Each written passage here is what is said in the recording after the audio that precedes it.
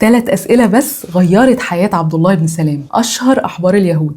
بناء على طلبكم وايه هي ال3 أسئلة دي وقصة اسلامه، تعالوا بينا نحكيها. عبد الله بن سلام بن الحارث كان حبر من علماء يهود بني قينقاع، كان يتسمى الامام الحبر من كتر ما هو كان عالم في دينه، وكان له مكانة عظيمة بين يهود بني قينقاع. واسلم اول قدوم الرسول عليه الصلاة والسلام للمدينة، لما راح شافه من اوائل الناس اللي راحت شافته في المدينة. واول ما شاف الرسول عليه الصلاة والسلام قال لا، الوجه ده ليس بكاذب، حسيت ان هو في حاجة صادقة وحقيقية. وأول كلام سمعه من الرسول عليه الصلاة والسلام لما قال للناس أفشوا السلام وأطعموا الطعام وصلوا بالليل والناس نيام تدخلوا الجنة بسلام. فقال ساعتها عبد الله بن سلام بينه وبين نفسه: عرفت أن هذا الوجه ليس بوجه كاذب، ده مش راجل كذاب. فقرر أن هو يروح على طول للرسول عليه الصلاة والسلام ويسأله. قال له: هسألك عن 3 أشياء لا يعلمها إلا نبي، زي ما قلنا في الحلقة. سأله أول سؤال: ما هي أول أشراط الساعة؟ والسؤال الثاني: إيه هو أول طعام يأكله